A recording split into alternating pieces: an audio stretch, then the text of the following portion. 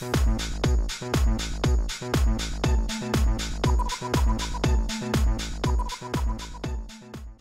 and welcome to episode 45 of the Geek Games podcast. I am your host, Cody Tetrick, making my triumphant return alongside my co-host, Sam Suvak. And let's give a nice, warm round of applause for Sam. She held it down last week.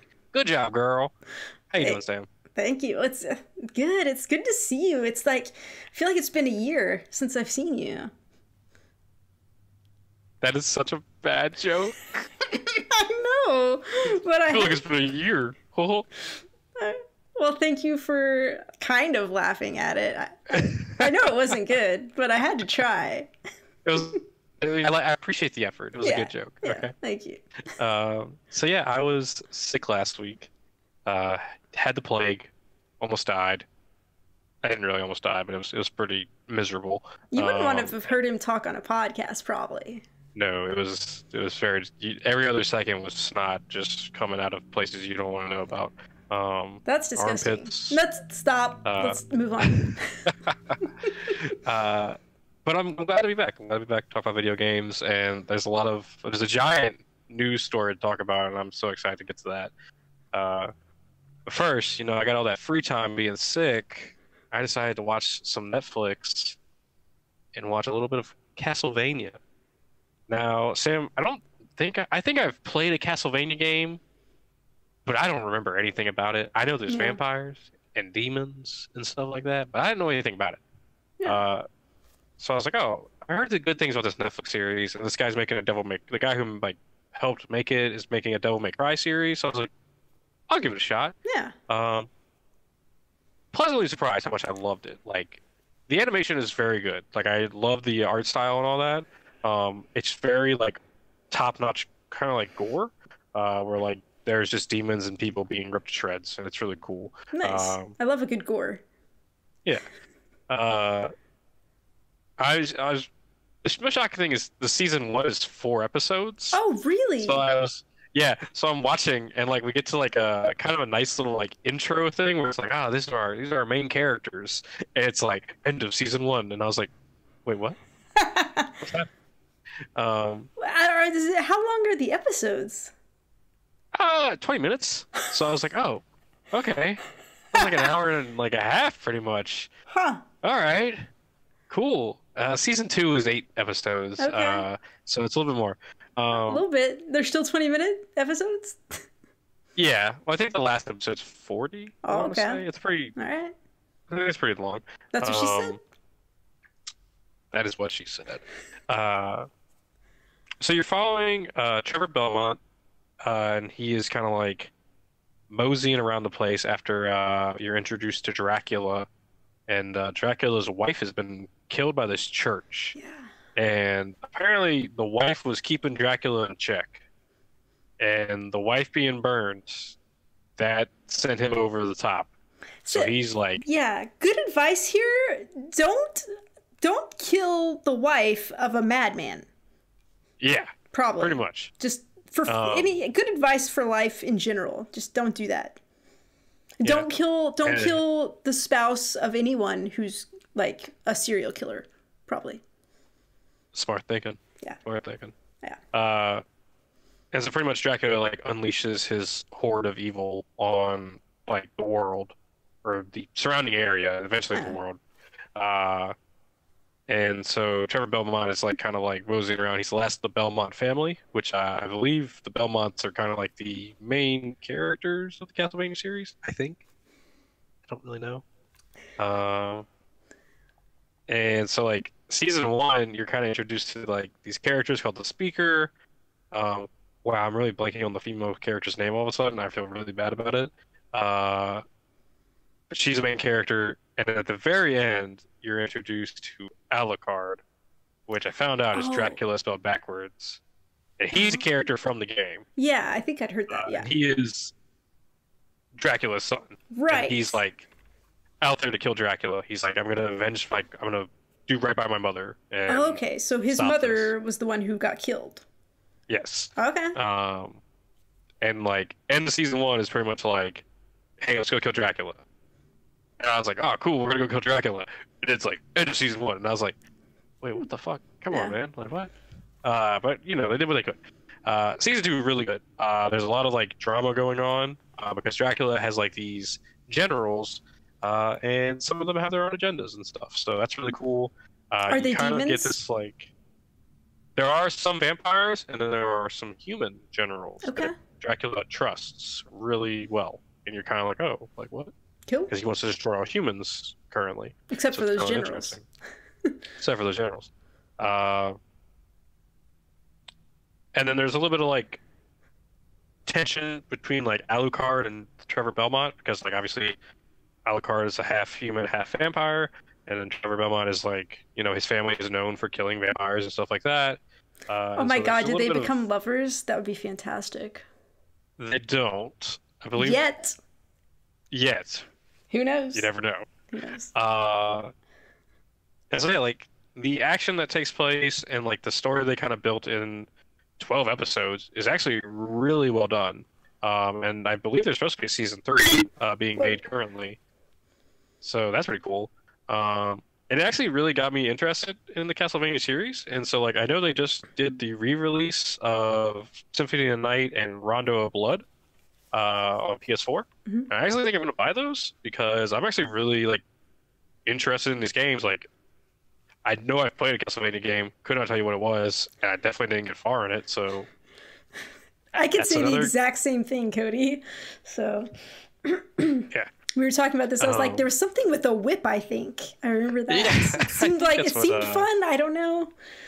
And I have Smash Brothers, and I have unlocked Simon Belmont, who I think is the main character of Symphony of the Night, I think, or Rondo of Blood. I don't really know. And I enjoy playing as him in Smash Brothers, so it's like, maybe, who knows? Did he have a whip in Smash Brothers? Yes, a whip. Yeah. He throws a cross. He throws like a thing of holy water that lights on fire. Like, nice. Really cool. Does the holy water work on anybody, or just, like, you know, evil? Anybody. That's alarming. I mean, Mario's secretly very evil. He's been keeping Waluigi out of that game for far too long. Tied it back. But yeah, so watch Castlevania Season 1 and 2. It's on Netflix. I definitely highly recommend it. It's a really good series. It's, like I said, 20-minute episodes, so you can kind of knock them out really quickly. Like, I was done with, like, 10 episodes, and I was like, oh, shit, I'm just knocking these things out. Holy crap. So, yeah. Counterpoint. I started to watch the Castlevania series on Netflix, and I got to the part where Dracula was pissed and going to kill everybody. That might have been the end of season 1, and then I fell asleep and I just never watched it again.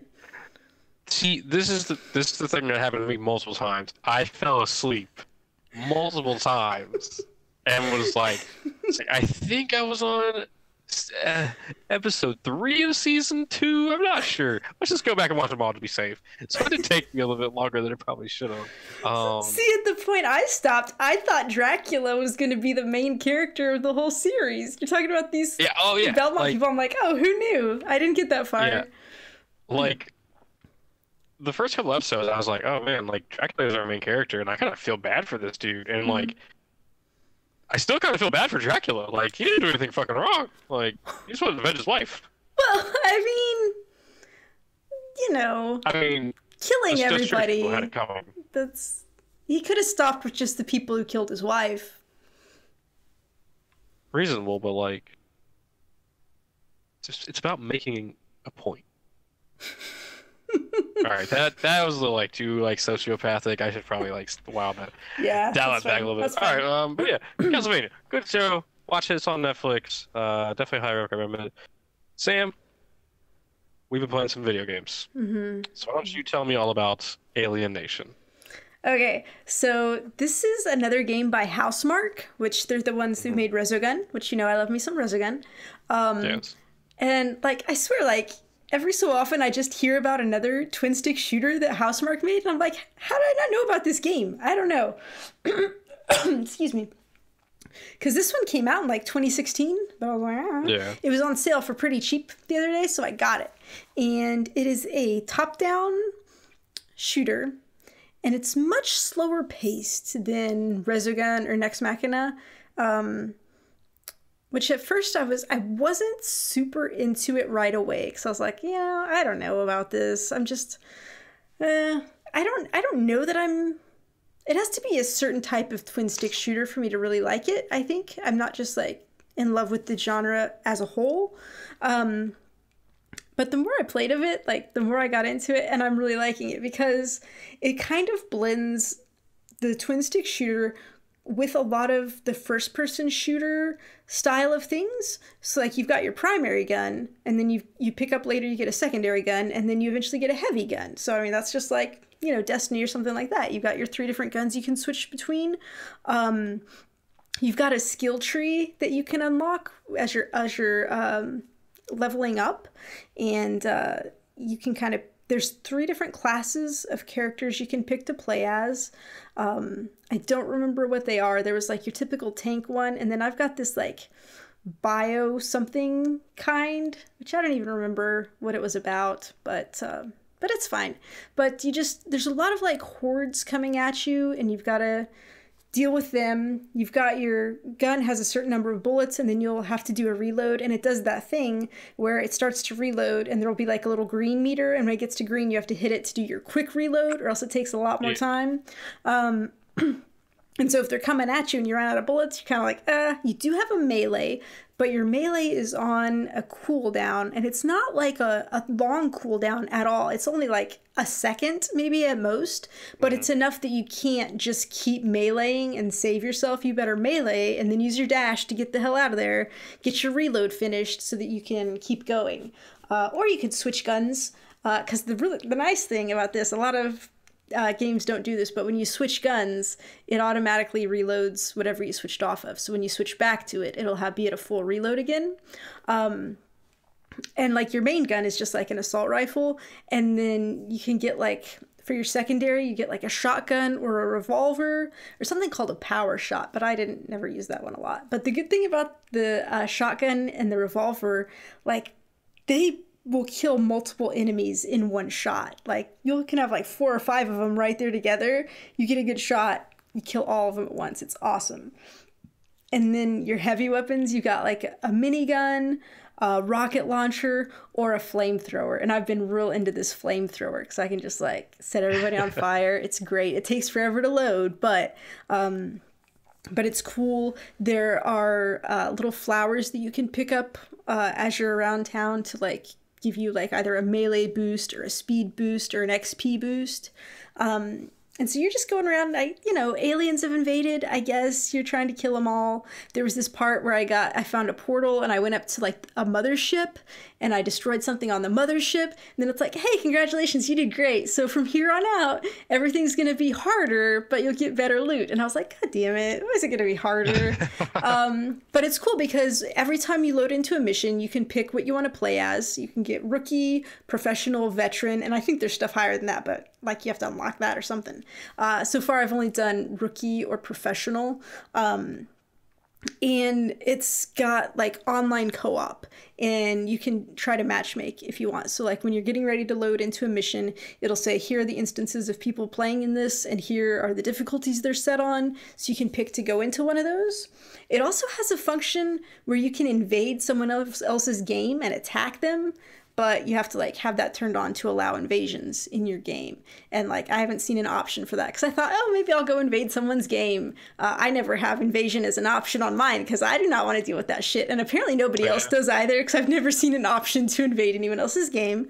But the other thing that this game does that's weird, it's weird. So there are kind of like just like leaderboard rankings. So like I'm starting out, so I'm in bronze, and you want to go silver, gold, platinum, whatever. But the way that you level up is each week when you load in, it just randomly puts you with 10 other players, and whoever earns the most XP in the week, like the top 5 players get raised to the next level, and the bottom 5 players stay in whatever level they're in. So it's like, and you may never you're probably never going to play with those players. They're just like in your league. So you're kind of competing against other people, but also just trying to get the most XP you can before the week resets to rise in your ranking, which I don't know that there's any benefit to being in a higher rank, I think like it changes what color ammo you have, which you never even like see your ammo. It's just like a prestige thing, like knowing that I'm in this ranking or whatever, I think. But Cody, you know, I'm kind of competitive, and I'm like, well, this seems like all right. Like I wanna try to be the best out of my 10 and get up into the silver league. And so like I started playing and I was like, all right, this is fine. You know, I'm getting some XP.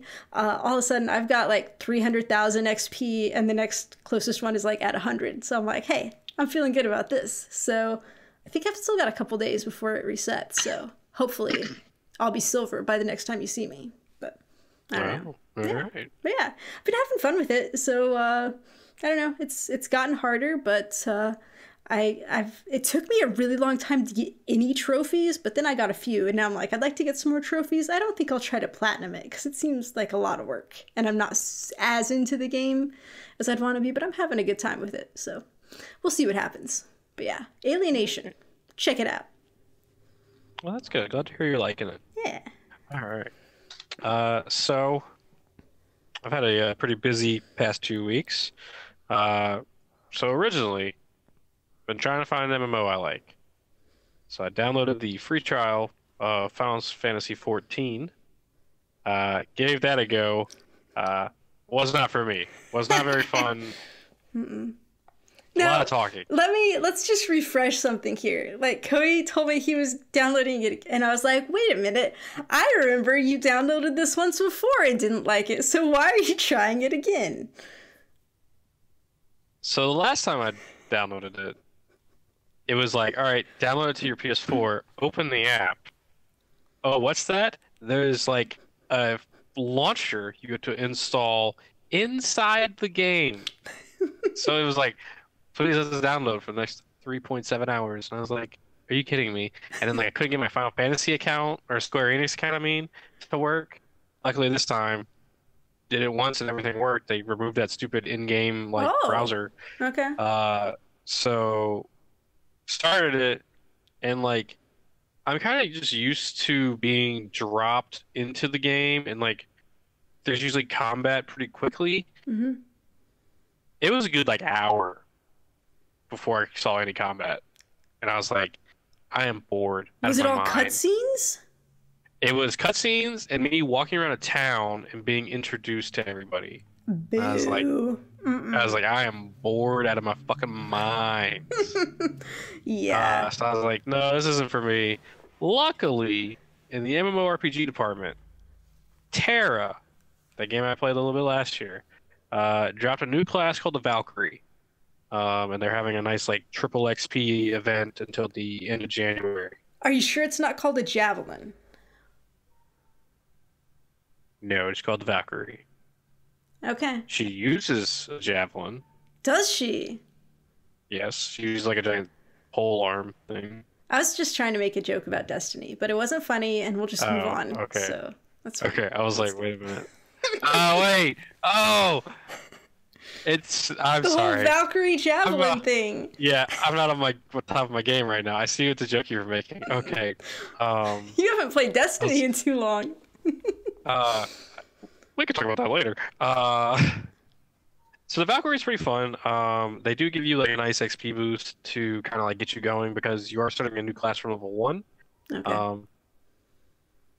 So my issue, so most action MMORPGs where Wait, Cody, just for a second, can you tell me what an MMORPG is? What that stands for, in case people might not know. Apparently, I don't know how you don't, but no, Cody, no, don't take that attitude. Okay. People come to games all the time new, and it's fine. We're a safe spot. If you got questions, you come ask us, and we'll try to help you. Because not everybody knows. We're still figuring stuff out too. It's fine. So go ahead and tell us what it is. Learning with Geek Card Games. So M stands for massive. Other M stands for multiplayer. O stands for online. R stands for role playing. P stands for R stands for role. P stands for playing. G. Okay. G. Go ahead. Stands for games. Let me just say, I appreciate that you took the effort to try to spell out those letters with your hands, but I will say that the screen froze a lot, and also when you did spell them, they were backwards for me. So... Fuck. All right, it was a really great effort, though. I gave it a go. All right, so yeah, that's a massive multiplayer online role-playing game is what that is. Yeah. Imagine just a role-playing game with lots of people running around with you. And so like these MMORPGs that have action combat where it's like very like moving around and like doing stuff all the time. My issue with those are usually that like the melee classes don't feel very fluid for me. Like it's just very like you feel very like you do a melee attack but you're stuck in one place, but like because you're doing an action combat, you feel like you should be moving around more often. And like they last new class they added was the ninja, and it was like almost there. It was like almost perfect because like, as a ninja you're moving around very quickly. Yeah. It wasn't feeling right to me. So this time with the Valkyrie, it feels amazing. Like I don't know what they did, but like everything feels really good. Like as you're attacking, your character's like freely moving around and you're hitting these combos and it feels really good. And like when you hit a gigantic attack, it feels very fluid. So the Valkyrie's like main thing is like doing melee attacks that form into a combo, but while you're attacking, you're putting these like runes, like Norse runes, because Valkyrie. You're putting these like runes on the target, and when they hit a certain point, you can detonate the runes, and it does a massive amount of burst damage. Nice. That's kind of the point of the Valkyrie. And like as you level up, you get more and more stuff to add to the combo, and like it feels very fluid. And I'm really liking it. My biggest complaint is that in like World of Warcraft, if I don't enjoy going to one certain zone to level, I can go to another zone that's designated for that level and level there. In Tera, there is only one story path, so I have to level in these things, and I already have a gunner at level like 60, so I've gone through all these zones before, and so it's a little repetitive to go through these again, and I'm not paying $40 to level my character up to 60. There's also like currently during the Valkyrie event, like if you hit level 65, you get a free mount. So I'm like trying to do that. Can you get a flying horse for the Valkyrie? I mean, there are flying horses in the game, but the free mount they give you is like this, like almost like a futuristic, like Blade Runner, like motorcycle. I don't know how it connects to a Valkyrie. I think you should try for a flying horse. So I mean, maybe. And so I'm having fun with it. I just kind of like, you know, I'm a little bored out by the repetitiveness of of what I've done before. But the new class feels really good. My biggest issue with Tera is just that like anytime I go to like the Tera Reddit or anything, it's always just people being like, "This is a dead game. No one plays it." And I'm like, "Oh, well, that sucks." All right. But I'm having fun with the Valkyrie class. I'm gonna keep playing. I kind of want to get that free mount they're giving out because you know, cool little like space motorcycle's kind of interesting. Yeah. But yeah. So eventually, an MMORPG will come out for console that I will love, and it'll be great. I'll be the happiest man in the world. But yeah. I say so again, Neverwinter is a good game. So it is. And that falls into the same category where like I'm just bored with like the stuff I've done already. Yeah. Because like I do have that level 60 cleric and like it's just I don't know. Yeah, I don't know. It's fine. Eventually, a new one will come out and it'll be good. Yeah. All right. So that was Tera in the Valkyrie class. Sam, you're just playing a brand new game. It technically just came out. I mean, it's kind of brand new. It's like a port of an old game. You know what I mean? Tell me all about new Super Mario Brothers U Deluxe Ultra Plus. What? What is this game? Fantastic, spectacular, extravagant. Yeah, extravaganza. It's just, it's great. It's got so many words in the title. So yeah, I never had a Wii U, so I never played this game. Who did? I know one person who did, so... I know one person who did as well. I don't know. So that makes 2 people in the world. 2 people had those Wii U's. But yeah, so I loved the new Super Mario Brothers game that was on the Wii. It was one of my favorite games of all time. And actually, I was just telling my sister that this new Super Mario Brothers game was coming out. And I was like, yeah, it's like the one that we played that one time. She's like, what? I don't have any recollection of this. And I'm like, no, it's that New Year's Eve. And me and her and 2 friends played New Super Mario Brothers for like 5 hours straight. And we had a blast. And she's like, yeah, I have no recollection of that. I'm like, come on, man. That was like my favorite New Year's Eve ever. And like, she doesn't even remember it. So I'm like, it's fine. So basically, the new Super Mario Brothers U Deluxe is pretty much just like that, but it's just like new worlds and like everything's just been done up just a little bit better, and it's just a little bit nicer.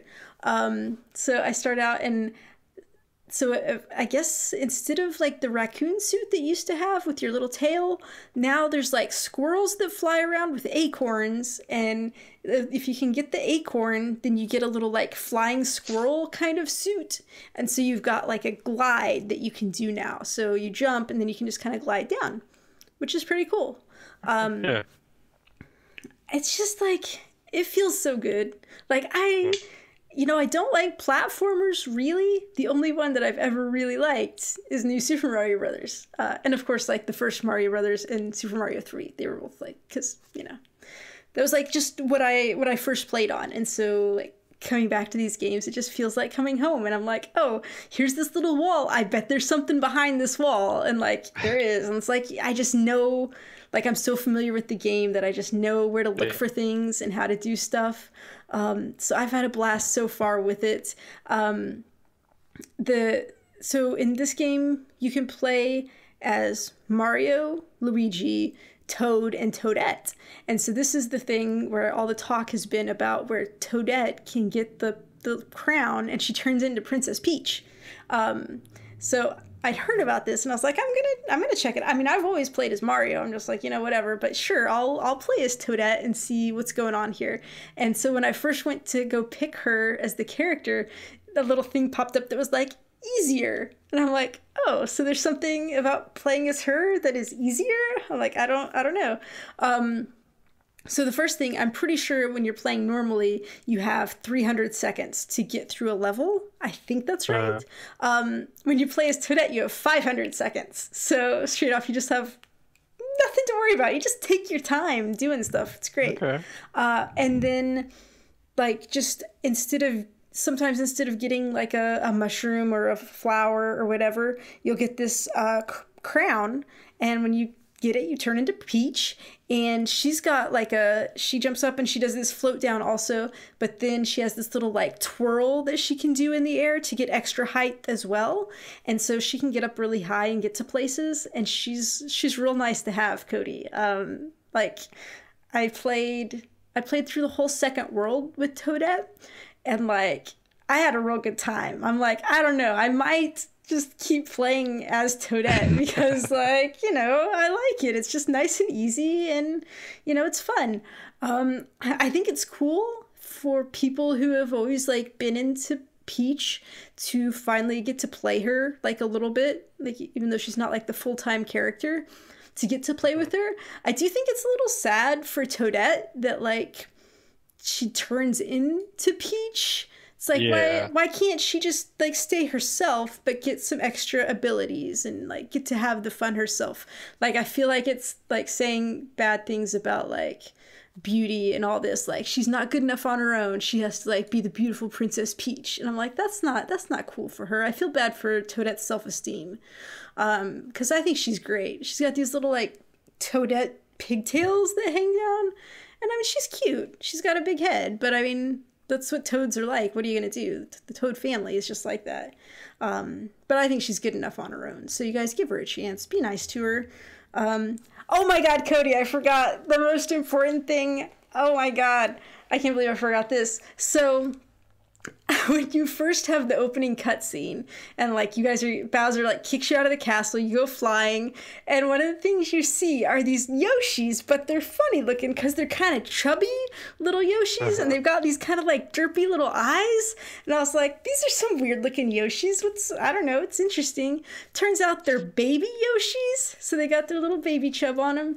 And so the first time I found one, it was just like on the map world, and I went and got it, and it followed me into a world, and I was like, oh boy, this is great. I don't know, like you can't ride this Yoshi, but when I got closer to it, I was like, oh, you can pick up the Yoshi. So this was a little purple Yoshi. Yeah. So I picked him up, I'm jumping around, I'm carrying him through the level, and then I hit the little button that makes you do your like twirl thing, and when you do that, when you're holding the purple baby Yoshi, he like expands into this little blimp, and he like floats you up, and you can like float around with him. Shit. He's amazing. Cool. I love him. And then I also found out, like, if you're just carrying him around, if you walk up to an enemy, he just eats the enemies. Like, the regular Yoshi will stick out his tongue and grab things and eat them, but he just walks up to him and he just eats them. He's a hungry little baby Yoshi, so he's adorable. I was trying to get a good, like, screenshot of him when he was in his blimp form, but I messed it up, I dropped him, and we both fell to our death. Oh, shit. I know, I felt so bad about it, and then like couldn't get him back. I was like, oh, he's just gone. I felt so bad about it. But then that poor Yoshi. I know, man. In the next world, I found another baby Yoshi, but this one's a little yellow baby Yoshi, and he was in a dark cavern. And when I found him, his special ability, or her, I'm sorry, this one could be a her, we don't know. When you do your twirl, it like makes they light up. They're like a luminescent baby Yoshi. Oh, okay. And so I guess there's just going to be all kinds of different baby Yoshis throughout the worlds that have different abilities. And I'm just so excited about that. Like, I can't wait to find these baby Yoshis and see what they all do. There's still the regular Yoshis in the game. Like, I got a Yoshi and, you know, went through the level normally with him. But yeah, this is just the greatest thing ever. So, been having fun. Now, fun fact, this game comes with new Luigi U Deluxe as well, I think is the name. So, and I was like, I don't know what this is, but let's go try it and see what it is. I'd heard that it was harder. So you go back to the world and it's like the same world that you were in before. And like the level starts out and you're like, oh, this is going to be the same. Big difference here. Okay. Like I said, you had like 300 seconds with Mario. So when on Luigi's levels, you only got 100 seconds. So like you're starting at the level start, it gives that little music snippet that says you're running out of time. It does that from the get-go. And then when you're playing on this Luigi, like the Luigi levels, you jump higher, but then you also like, it's like you have your slippy shoes on, and so you just like slide around more on the ground, so you're not as sturdy, and like you might think you're jumping and landing safely, and then you slide, you're like, whoa, okay. So yeah, it's intense. But the levels are not exactly the same. So like it's like you go into the level, and it seems like it's the same one, but it's a shorter, more condensed, more difficult level to get through. And like they still have the thing where you have to get the 3 big coins to like, you know, perfect the level. I don't know how you're supposed to do all this with the Luigi levels. It was stressing me out. I just did, I think I got to the first, like, the halfway mark castle with Luigi, and I eventually got through it, but man, it is tough. I'm probably not going to go back to it for a good long while. I'll just play through the regular Super Mario levels. But I think it's really cool that they included that, because for people who have played all the way through Mario and like they've got all their the big coins and they've just like completed it as much as they can, to like give them an opportunity to do something that's a little bit more challenging. I think it's really cool that it's out there for them. So you kind of get 2 games for one.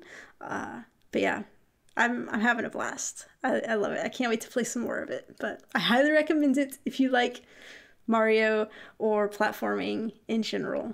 So yeah, good times. All right. Now, was this $60 or was it $40? Oh, it's $60.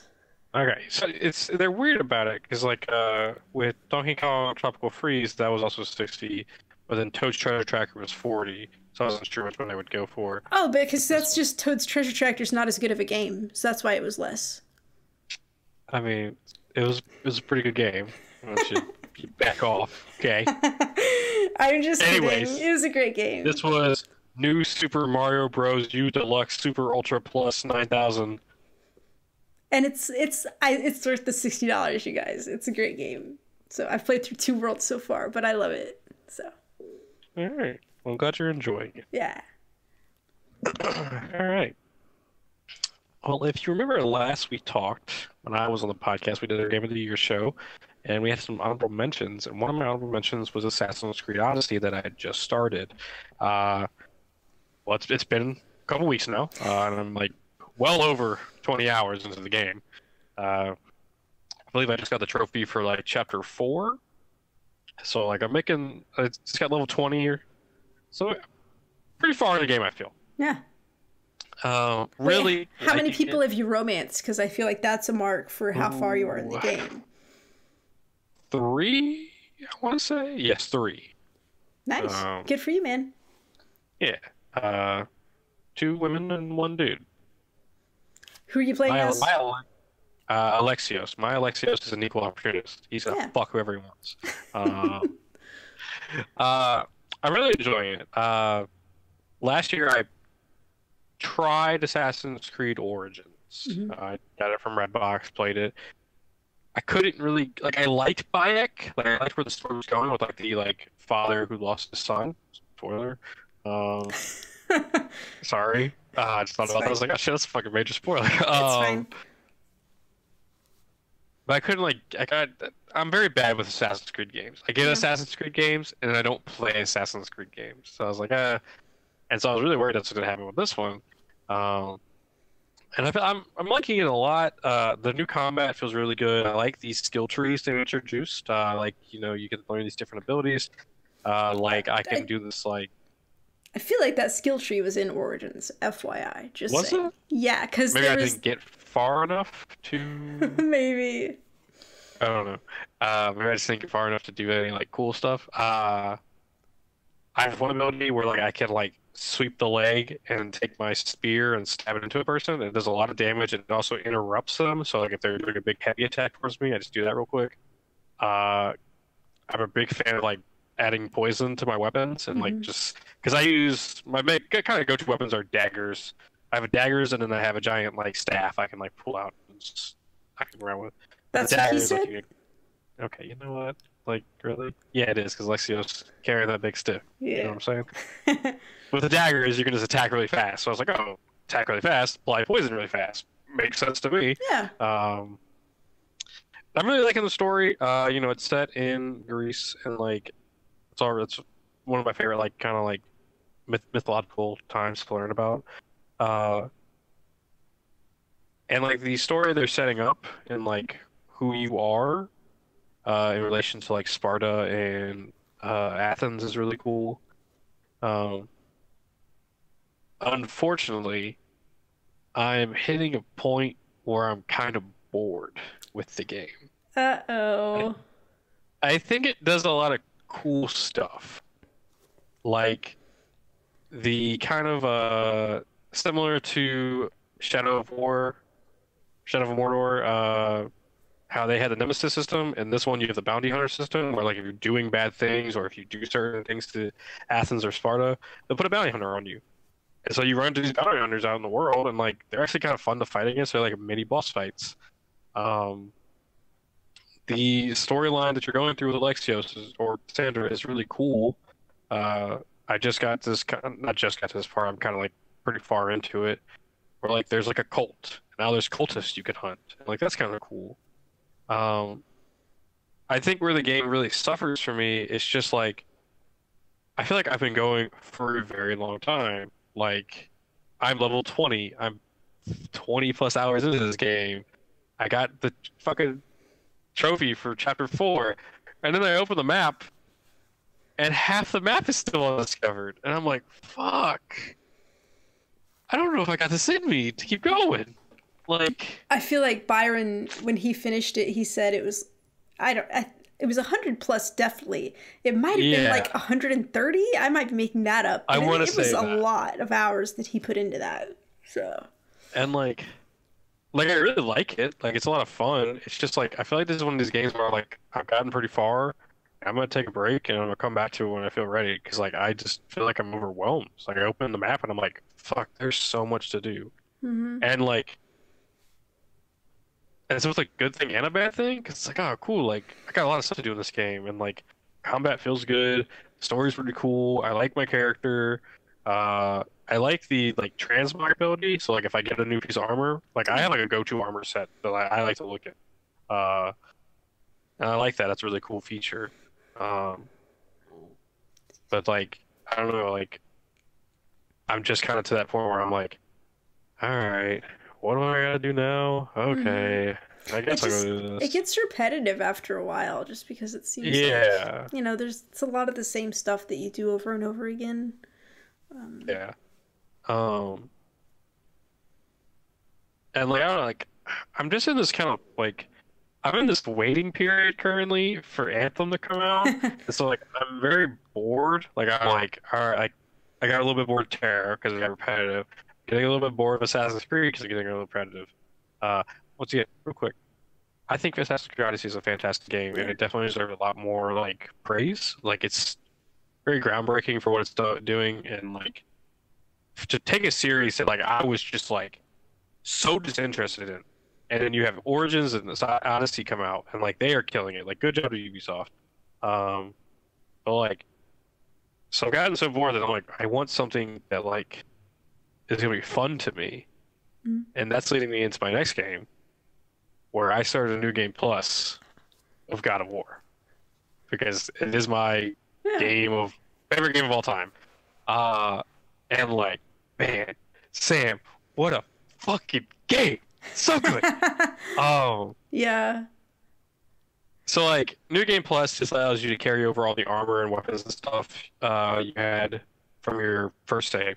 And at first I was like, I don't know if I want to do this. Maybe I want to start fresh. But I was like, fuck it, who cares? I really just want to experience like some of the cool moments. Like the first giant boss fight, that superhero fight that I've talked about so much, feels amazing every time you play it. Like it doesn't get old. It actually feels really good in New Game Plus because you have a shit ton of health and you don't have to worry about your health you dying at all. So you can just beat the fuck out of people. Did you find it difficult to like remember how to do your different moves and stuff, or did that like how did that come?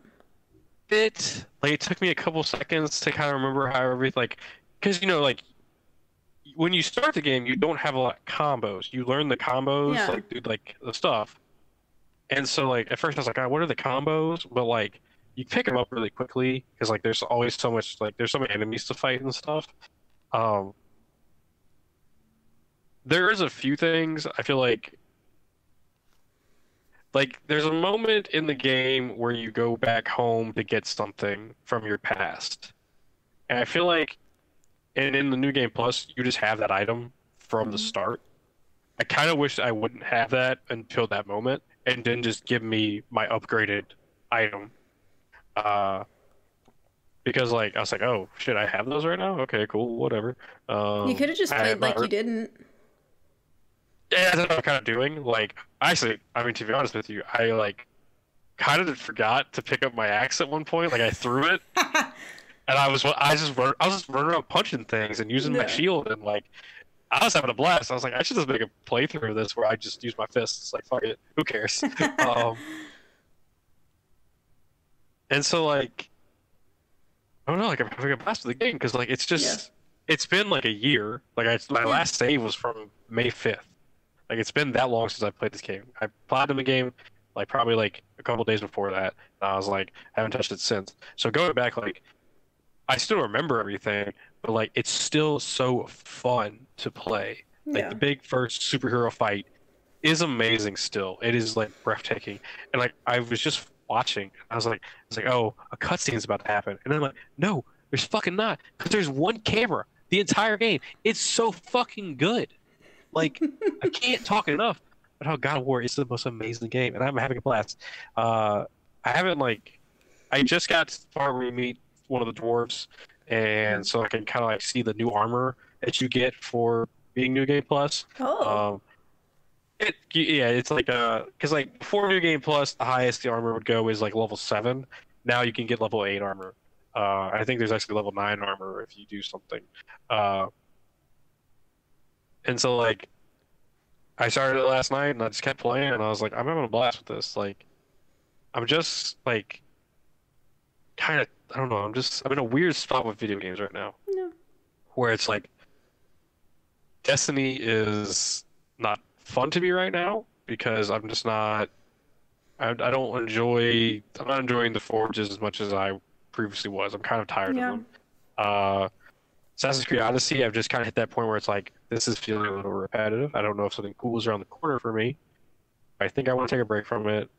You know, I don't have an MMORPG to play right now, so like it just makes sense in my head to go back to my favorite game of all time and play it again. And I'm having a blast with it. I can't wait to keep playing it. But yeah, like that's kind of where I'm like at right now with video games. Like it's just like because last year, like almost to this time, Monster Hunter came out, and like that was the game I fucking needed. And so like I'm hoping when Anthem goes out, it's like video games are cool again, yay! I mean, Resident Evil 2 could be the game that you're needing. That's too. I'm excited. The demo for that dropped. I'm excited to hop in there and give that a shot. I'm not gonna try the demo. I wanna go. I know you. But I think it's awesome. I'm excited that they have a demo. I think that's really cool. Yeah, and I think you should check it out. There's these demos for games. But yeah, so New Game Plus, God of War, really cool. It's just really nice to go back into that world and like, it's still just so breathtaking, like how beautiful the game is. I will say. So the armor I had on was like I had like this gold-plated armor from my last gameplay, and so the game starts and like you remember the game starts and you're sitting next to a tree about to chop it down, and I'm like, fuck. In like the regular game, you have like no armor on, so I'm like, why the fuck am I in this gold fucking armor? Like, what am I doing? And like, unfortunately, currently my ghost shell blocks the lower right hand of corner of my TV. I need to move it. I don't know why I just have it stuck there. And so it blocks a lot of like prompts for video games. So I stood there a minute, I'm like pressing buttons and I'm like, X, square, the fuck do I chop this tree? I'm just sitting there pressing buttons. Just hit R1. That's all I had to fucking do. I finally hit it, I'm like, shit, that's what it is. Such a good game. I'm so excited to keep playing it. I kind of want to go back and play it too. So. Yeah. But yeah, that's kind of where I've been at with video games this past couple weeks. I'm really enjoying God of War's New Game Plus. I'm glad they added it back in the day. I want to jump back to Assassin's Creed Odyssey real quick. There was a little bit I wanted to say. So, like I'd mentioned previously, like I was playing this through Google's Project Stream, and I ended up having issues with the stream, with my internet, and I wasn't enjoying it that much. So I'd say I took a break, but really I was just like, I was gone. I'm not going to play this anymore. And then a while back, Ubisoft sent an email out. Cody's taking care of some boogers right now. It's cracking me up. So Ubisoft sent me this email and was like, hey, thank you for participating in Project Stream. It's going to be over at the end of the year. I guess probably the end of January. Cody, that is disgusting. Stop it. Oh my God, I'm just trying to tell this story and you're cracking me up. Sorry. Okay. How's it going? Anyways, so Ubisoft is like, hey, if you go back and play at least an hour more on Project Stream, then once the beta is over, we will give you a free copy of Assassin's Creed Odyssey on our launcher, and we'll carry over your save file, which is just amazing. Like, there is no reason for them to have to do this for you. Like, there was no reason for them to put their game out as this demo to let so many people play it for free, and then there was no reason for them to go ahead and give you a free copy of the game afterwards so you could keep playing if you haven't finished your game. It is just such a nice move for them to do that for people. And, you know, I guess it's just their way of saying thank you, because like they believe in Project Stream and wanted it to be a success, which is why they invested in their game with it. And just letting people keep playing, because like that was one of the things when I first started playing it. I was like, okay, I've got a timeline. I've got to get as far as I can and finish everything I want in this game before the time's up, because afterwards I won't be able to continue to play it. And like I'm never going to go start a game from scratch again, because like after I've gotten so many hours in it, it's like no. So yeah, just like the fact that I'm going to be able to continue with my save, and then like, you know, a couple months down the road, if I feel like playing Assassin's Creed some more, I can just hop back in and keep playing it. And I think that's really cool that they did that. It made me very happy. So I played my extra hour of it. I played more than an hour because I got back into it, and I was stuck at that part where I have to fight the boar, and I was really pissed about it because that boar is tough. Oh, fuck that dude. I just skipped that. I was like, no, I'm not doing this. Fuck that guy. No, I was like, no. Well, because I wanted to talk to the ladies of... Those Daughters of Artemis. Yes, that's who I wanted to talk to. I was trying to flirt with this lady, but apparently you don't get to flirt with her until you kill like all these legendary animals. So I'm like, fuck that. But while I was in it, I was like, man, I've played like over 10 hours of this game and I still never romanced anybody. Like, I really want to romance someone. So I was like, that was like my goal. And pretty quickly I found the side quest with the old lady. And I was like, fuck yeah, I'm going to romance this old lady. And I mean, it was kind of disappointing. It was just like, okay, that was, you know, you just go off in the back room and like, there's like people playing music and dancing outside as the sun sets. And you're like, well, okay.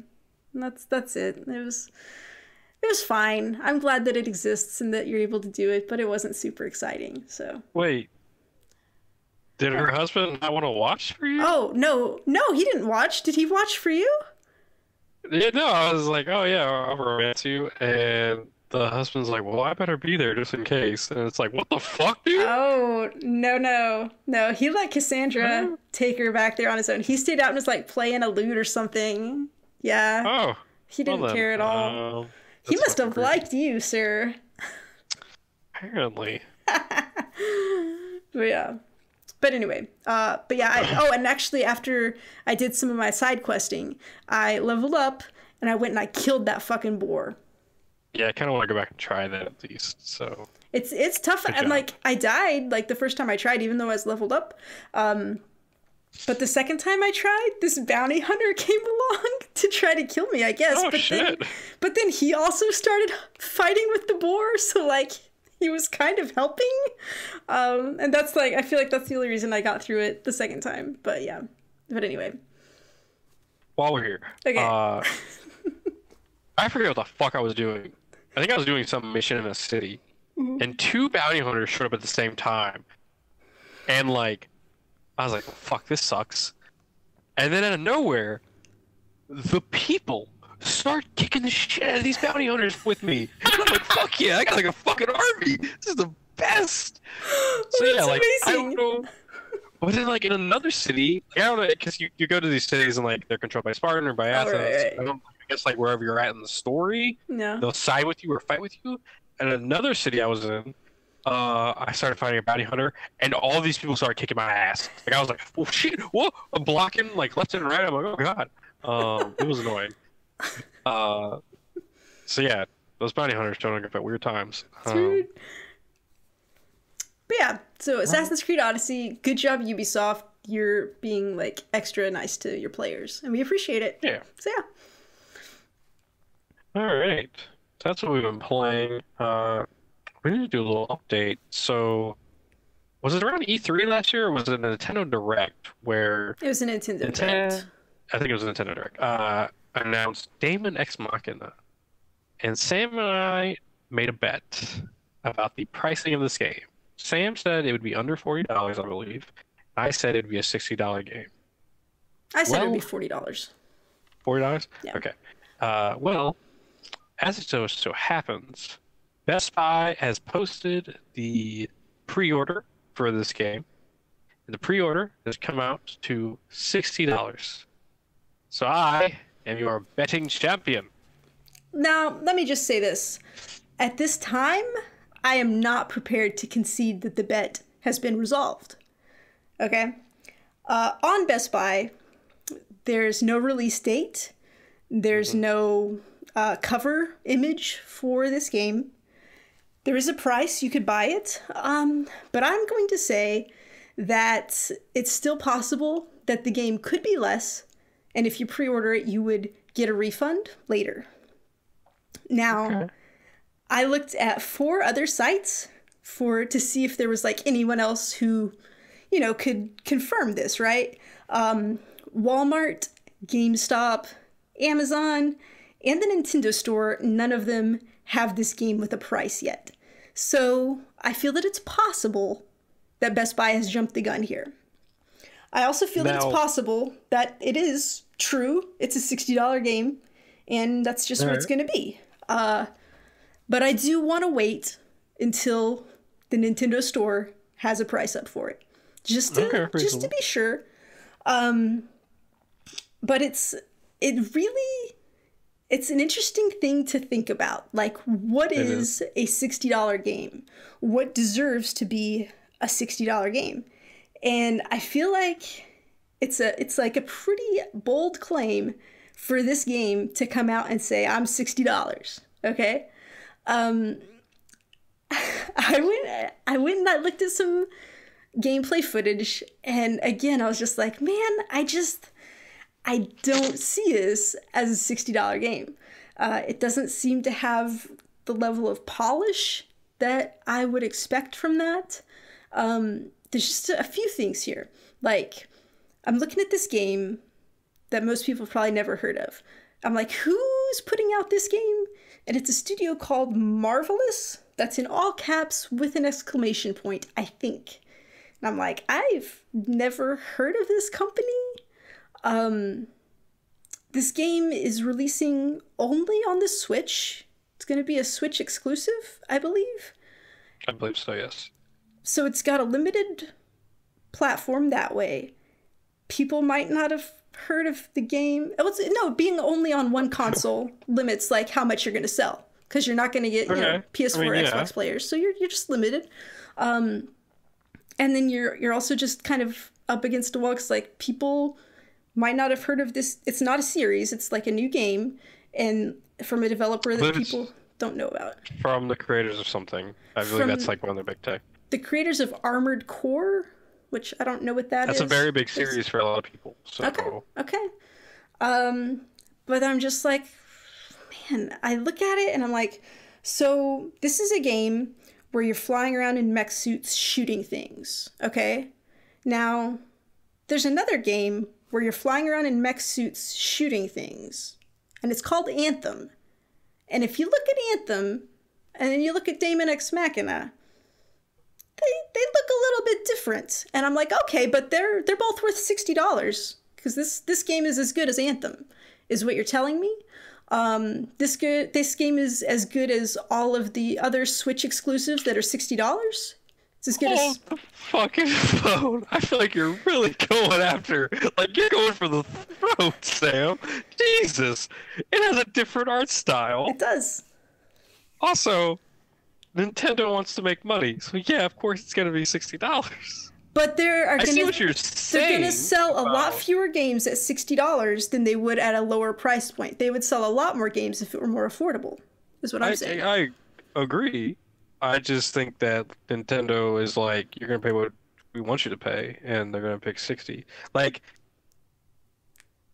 well, I agree that like there are certain games that like let's be honest with each other. Hellblade should have been a $60 game. They chose to release it at that $30, $40 price because they were like, we want to make, what was the term that they used? They want to make AAA, AA, I guess that's what they used. Well, but also I would say $60 for a 6-hour game, they were going to have a hard time selling that. A lot of people would not be willing to pay that, so they priced it as they needed to in order to sell the game. Okay. We haven't seen a lot of Daemon X Machina. We know kind of like how you can get in and out of the suit, stuff like that, how the art style is like, how it's a giant mech fighter, but like we don't know, like, is this going to have a multiplayer? Is this going to have a giant, like, oh no, it's going to have a multiplayer. Campaign? It's going to have a multiplayer. You can play, I think, like 4-player co-op online, which also, I mean, Nintendo, We don't know how long this campaign could be. It's This true. campaign could be like, what if it's an 80-hour campaign? It could be. It's That's entirely $60 worth there. possible that it's a $60 game. I just feel like it's got an uphill battle proving that it is worth that. I hope it is. I hope it's fantastic. But I'm just like, I don't know, Cody. Another question for you. So you say 40, I say 60. If it's at 50, do we technically both lose the bet and have to do each other's whatever the losing person? Cody, let me just restate this. We never set terms for this bet, okay? All right, let's it do was that just right for now. let's double down. I'm willing to, okay? All right, so what are we wagering here? Let's just keep it easy. Let's keep it simple. Let's do a $5 Nintendo gift card. I'm sorry, say that again. A $5 Nintendo gift card. Okay, all right, reasonable. We're not getting crazy here. But okay, so if we do that, let's also do if it's $50, and so we technically both lose because we were both wrong. If it's $50, we both have to buy a different under $5 game from the Nintendo eShop and review it for the show. I'm fine with that. I'm also fine with that. All right. Because I feel like this game could come out and be like $50. It could be. Yeah. I mean, it could. I feel like they're not going to do 40 though. I feel like they want a 50 and up thing. Okay. Now, if we're both just drastically wrong and they're like $80, Nintendo, you're going to find crazy, and I'll call you out on it. I do think we need to have a longer form discussion because we have a giant news thing to talk about here.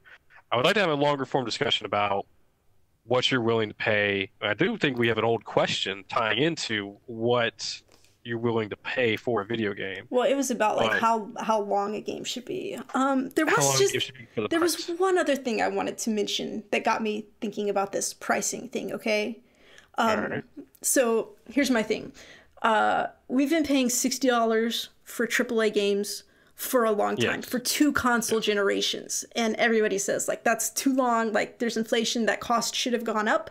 We've been living the good life that it hasn't. Eventually, that cost is going to go up, I think.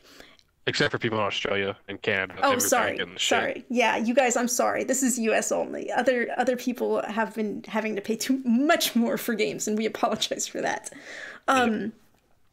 And I think that at some point somebody's going to have to start charging more for games. And I was like, maybe this like could be an example of that. Like they're ready to charge more for this game. But I feel like it really needs to come from the top. Like a AAA game is going to be the first one to charge more because they are going to have the audience. Like an Assassin's Creed game could come in and be like, okay, well, it's going to be $70 now for our base game. And people love Assassin's Creed. They're going to play it. They're going to buy that regardless. And then like as the top games start charging more, then the lower games start charging up as well. But still just like being the first to like make that change is going to be really tough for people because people hate paying to pay more. So what I'm thinking, Cody, is I think when the next generation of consoles come out, I think that's when it's going to happen. And I think the first games coming out on the new consoles are going to be more expensive. What do you think about that? Counter argument. Mm-hmm. I think the next giant Mario game will see a price increase. Like the new one, not a port. Like I could see like the not sequel to Mario Odyssey, but like whatever the next new Mario game is, because it's gonna be on the Switch. Like the Switch is gonna be around for a while. Okay. Like, this is it So, for Nintendo for a bit. but not in the Odyssey franchise, like something else for Mario is what you're saying. Yeah. Like whatever the next technical leap for Mario is. I think what you're saying is going to be much further down the line than the next console. I think it's gonna be like closer to like 2020 because I've started to think that PS5 and the next Xbox are not coming till 2020. I don't think. No, yeah. That's, I mean, Okay. yeah. I know that's some people what were like, oh, this year, and I'm like, I no, don't you're think crazy. so. Yeah. So yeah. Okay. Do you want to make a bet, or should we just? That's going to be too far away, and it's not worth. Too far away. Too That's far fine. away. That's fine. Okay, it's fine. I do think we will see. I think we will see a price increase soon. Like before the next console. I feel like before the next console is going to be hard to sell to people because like the next Call of Duty is not going to do that if it's on PS4 and Xbox One, obviously. But like the next Call of Duty on a PS5 and Xbox Two, yeah, I could see that. Like the cost of making games is going to go up each year as we get more like technically advanced and stuff like that. And eventually, like, companies are going to realize, like, hey, like, people don't like microtransactions. People don't like loot boxes. The only other way to make our money back is to raise the price by $10, $15. Well, and one thing that people are doing right now is they have the regular game you can buy for $60, and then they'll have like a deluxe edition or other things where you get a little something extra, and that's one way for them to make more money. Like for Resident Evil 2, they have a deluxe edition that's only $10 more, and you get some skins and like some weapons skins or something. And I was like, man, I don't need that. There's nothing like, you know. But also I was like, I love Resident Evil and I want to support them. So I'm going to go ahead and buy the deluxe edition because it's only $10 more. And it's like, you know, hey, they deserve it. They're doing some really cool stuff. So, you know, doing stuff like that, I think is definitely going to happen in the interim until they do make that change. But yeah, I don't know. I guess we'll wait and see. And yeah, we'll have to wait and see what happens with that because it's coming eventually. It's coming. Like, someone's gonna... And like... It'll be interesting to see what happens, like how the people react to it. I do think we'll see a rise in indie games around that time, just because like you get some good indie games for like $10, $15, $25 versus paying $75 for. And it's gonna make like these AAA companies who release like very short games, like the Order 1886 is not gonna fly in this price increase time. Yeah. So. We'll have to wait and see. All right. So we've finalized some stuff with that bet, and I guess we'll wait and see what Daemon X Machina is like. Because it still doesn't have a release date. Jeez. It doesn't. I think we're getting a Nintendo Direct soon. So. Well, I'm confused because I thought there was going to be one this last Thursday. It was rumored. Oh, okay. It was rumored. And then there wasn't one. Get one. So. What if I get one before the end of January? You know, kind of like a, hey, this is what's coming this year. Because, like, there's so many titles for Switch that are just up in the air.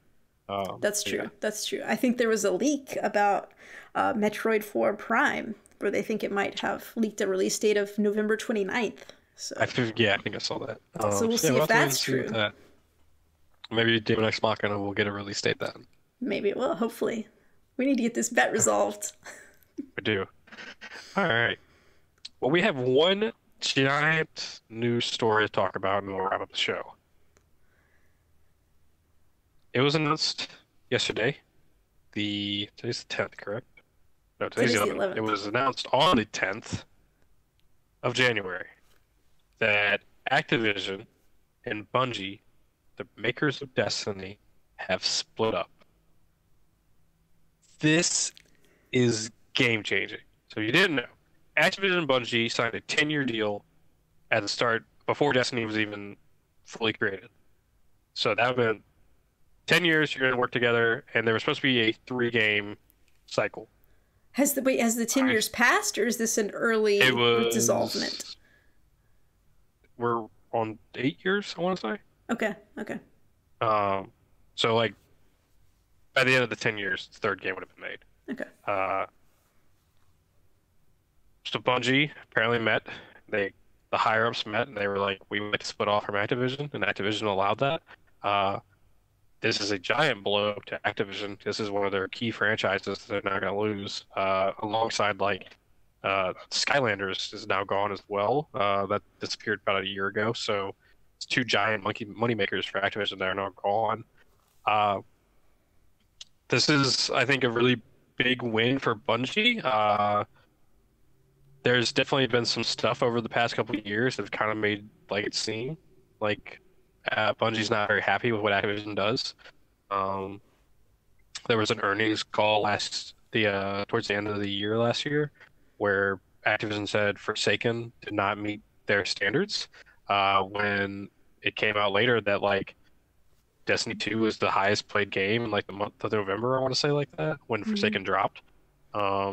And like it was critically acclaimed and stuff, and like it forced a response from like Luke Smith, one of the game directors, to come out and be like, "Hey, we're incredibly proud of what Yeah. Forsaken did. Like, don't let like what earnings call reports say how we feel."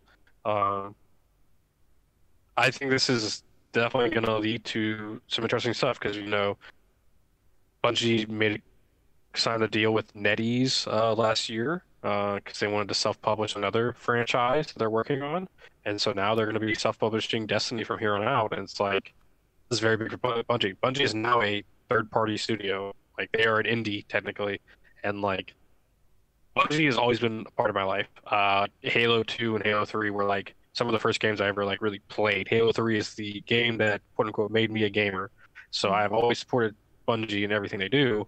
Um, and so I'm really looking forward to where this goes. Sam, what do you think about all of it? No, I think it's cool anytime the developers get more freedom, having Yeah. to answer to a big publisher. And like a lot of the stuff I was saying was like seeing was like microtransactions and the way they were handling their content drops was all being dictated by Activision. So now they're getting the freedom to kind of make the game the way that they want it to be, and hopefully that will be a better way for the fans and the players. So I think it's exciting. I mean, I think Bungie's like a Bungie's a big dog, It's like, sure, yeah, Yeah. they should be self-publishing Destiny. Why do they even? I don't know anything about game development or publishing, but I feel like they should Well, be able to just handle it all. I they think that kind could be of fine. they released there's a on Bungie.net there's a big article about it, and they were like when we were first like coming up with the idea of Destiny, like we needed someone to back us up. Yeah. Like, because when you're starting a new franchise, it's very hard to be like, "Hey guys, take this chance on this indie darling." Like, Yeah. so they needed the funding from Activision to produce the first Destiny game. So it made sense, like partner up with Activision. But I guess as the years have gone on, they've realized like their vision for Destiny and the Activision make Vision. money vision The are Activision vision. very different from each other. Um, so much so that now we're going to step into a new segment called Cody's Conspiracy Corner. Put on those tinfoil hats because here we fucking go. All right, so I've been thinking about this a lot lately. So Destiny 2 released, and there were a lot of changes from Destiny 1 to Destiny 2. Uh-huh. So first pin, Destiny 2. I think what happened was Activision was like, we need to bring so many new players into this franchise. Like, we need like tons of new people. It's more people buying the game. It's more people buying microtransactions. We're gonna make a ton of money off this. So Bungie kind of had to be like, all right, yeah, we see what you're saying. I will say there has been a report the Eververse store was completely Bungie's idea.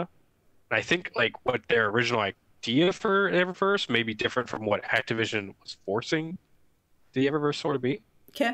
Because like current state of the Eververse store is actually pretty decent. I feel like there's so many ways to get Bright Ingrams, the prismatic matrix, the kind of like slot machine thing you can get one charge of each week. Like there's a lot of nice stuff behind Eververse store now from for first launch. Destiny 2 launches. Destiny 2 is not received that well. Last year, when Bungie partnered with NetEase and got like $4 million for a new franchise, there was an interview with one of the higher ups of Bungie. Big pin. This is a giant, like, we're connecting the strings. Okay. Giant fucking circle on this interview, okay? Okay. In the interview, the way the guy talks about Activision and wanting to self-publish definitely came off to me. This is all tinfoil hat Cody's conspiracy corner. Came off to me that they are not happy Yeah. with Activision and what they're doing to Bungie and Destiny.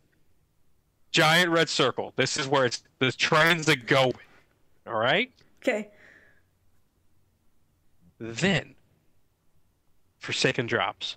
People are happy. Bungie probably feeling pretty good about themselves, right? The red string goes along. Earnings call for Activision. They're not happy with the sales. Tons of people reach out to Bungie and are like, "Hey, we love Forsaken. Don't let this like knock you guys down." Yeah. Luke Smith, game director, one of the higher ups of Bungie, has to come out and make a public statement about how they're very proud of Forsaken. All right, giant red circle there. We got 2 giant red circles. All right. Okay. We got this higher up of the company, and we got Luke Smith, game director. Moving on over. Activision lately has been shaking up a lot of stuff. You got Blizzard Activision. Yeah. And all the stuff going on with Blizzard right now. You got people leaving Blizzard at a rapid rate. You have Blizzard dropping hundreds of people just getting let go around the Christmas time. Like Activision is like trying to shake things up there at Blizzard. I think Bungie saw the writing on the walls with everything going on at Blizzard and were like, no, we need to get out of here. And I hope Blizzard looks at this and they're like, hey, maybe we should do the same thing. Because, like, seriously, if you look at the train of the number of people who have worked on Blizzard games over the past couple of years and how they are rapidly leaving Blizzard, like people from Hearthstone team, people from the Heroes of the Sword team, people from the World of Warcraft team are just dropping like flies. People who have worked there for 10 plus years, and they are dropping like nobody's business. And I think Bungie had seen all this stuff. They were already kind of annoyed that they were forced to this schedule of every fall having to release new content like this. I think what Bungie ultimately wants is to make Destiny a live service where there are things currently like how the Black Armory is, where there's new stuff like almost every other week. Like they want to do that all year round. And instead they're forced to do all this stuff and then in the fall and September drop giant amounts of content. And like I don't think they enjoy that. I think they want to like do giant content whenever they want to do it, not just this in the fall thing. So I feel like the writing is like things have been building and building and building and building for Bungie, and it finally like seeing everything going on at Activision with Blizzard, Bungie was like, we don't want that to happen to us. And the earnings call was just like the domino falling over, and Bungie was like, no, let's get out of here. And I don't blame them because like I can't even like stress like because I follow a lot of stuff people who talk about Blizzard because Blizzard is another big company that I love, like World of Warcraft, Hearthstone, and Heroes of the Storm, Overwatch are big parts of my life. So I follow all these people who talk about Blizzard stuff, and like you got CFOs who are quitting and then rejoining to get a giant bonus. You have like legitimately like around Christmas time, 100 people got laid off out of nowhere. They just like completely canceled everything about Heroes of the Storm except for like they pretty much downsized the Hero of the Storm team to a very small group. And like they completely canceled the esports that was around Heroes of the Storm, really with no warning for people that were involved in that. And like they're ripping people from... There's the CFO that left to go to Netflix. It's crazy. Like all these things are happening with Activision Blizzard, and it's like it's alarming what's going on with Activision, and you can kind of see that like there are cracks in the wall at Activision, and like I think Bungie has realized this, and Bungie's like, we don't want this anymore. Like, well, but it's kind of like makes you nervous too if you like think about it though, because Bungie can't just walk away from Activision. You know, they've got this contract, they've got to work it out. I'm sure that involves Bungie paying a lot of money to Activision to buy their freedom. And so hopefully, like, Bungie's... I mean, if Activision is in trouble financially and doing all this other stuff, hopefully Bungie is going to be okay with having done that, and they're still going to be making enough money where they can still be as successful doing this. I don't know. I don't think Activision is in trouble financially because, like, they have such big heavy hitters. Like, they have Call of Duty every year. Like, Call of Duty outsold Red Dead. Like, yeah.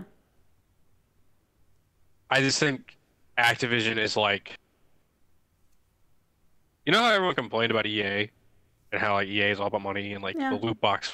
But like, I feel like EA has really like done a 180 and like are walking that back. Like they're doing their best. I feel like Activision is like no full steam ahead. Like Because another big thing with like the Blizzard situation is like they just released this like giant like $40 like all these cosmetic like mounts and pets and stuff for World of Warcraft, and like it's World of Warcraft is in a terrible spot right now. Yeah. Like they released an expansion that was not ready.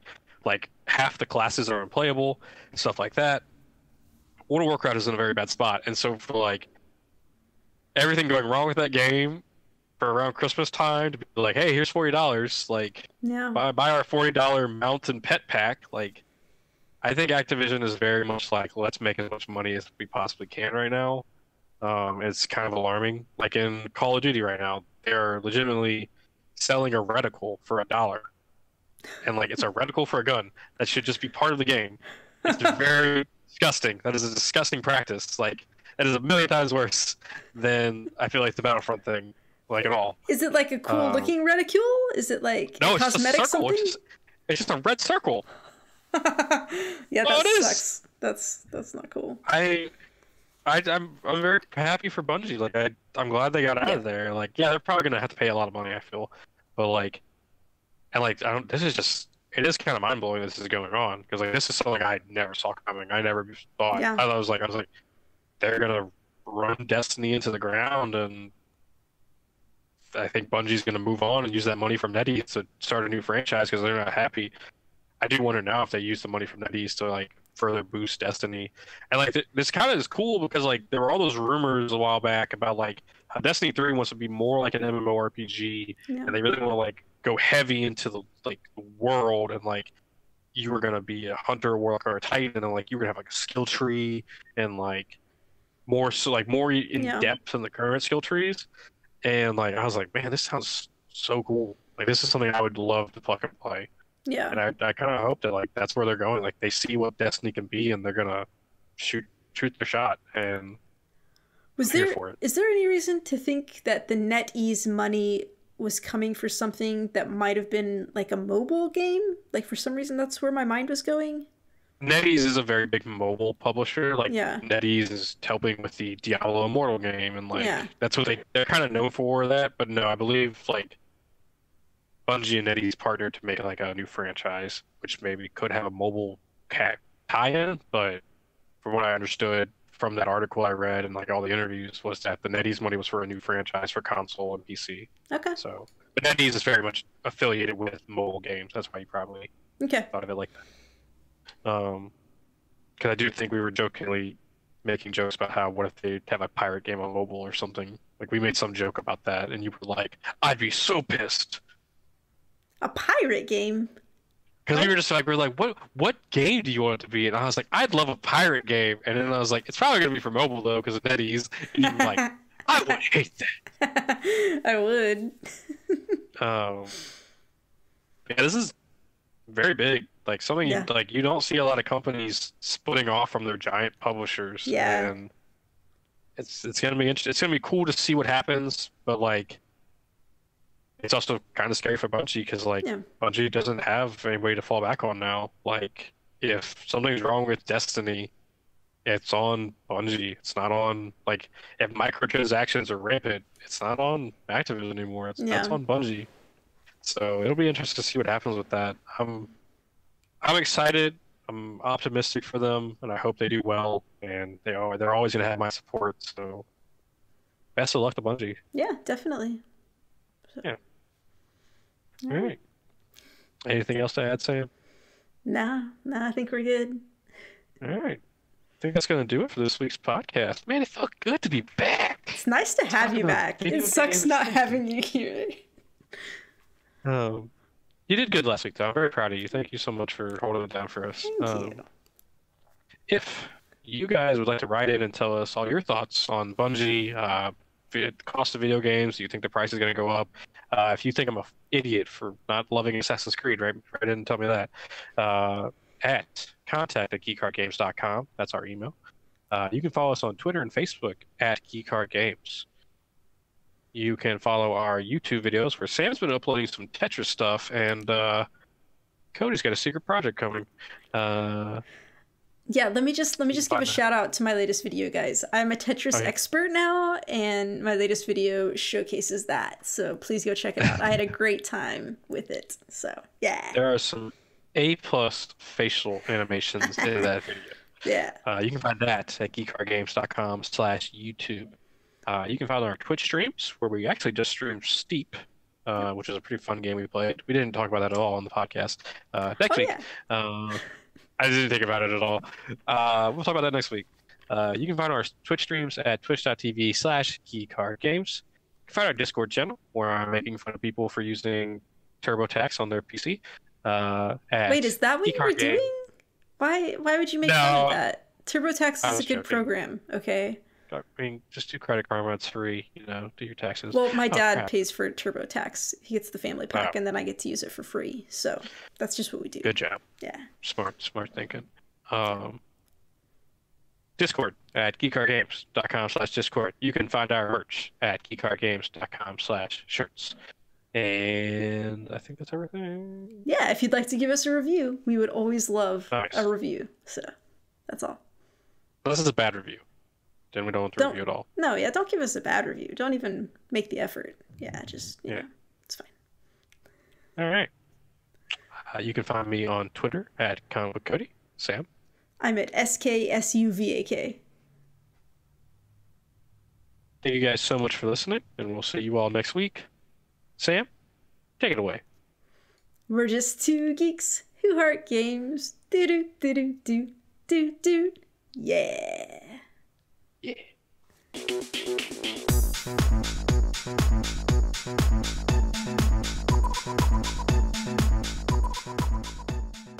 So before we were recording, I went to go get my bottle of water for the show. My parents were like, "Oh, can you grab some Mountain Dews?" So I handed my mom hers with my right hand, and I handed my dad his with my left hand. And as he's grabbing it from me, I looked him dead in the eye. And it was like, I just scratched my balls with this hand. And I turned and looked at my mother. She has this disgusting face on. She's like, "You're disgusting." And it was fucking priceless. Oh my god. Why would you say that? Boys are weird. Jeez. I'm gonna fucking cry.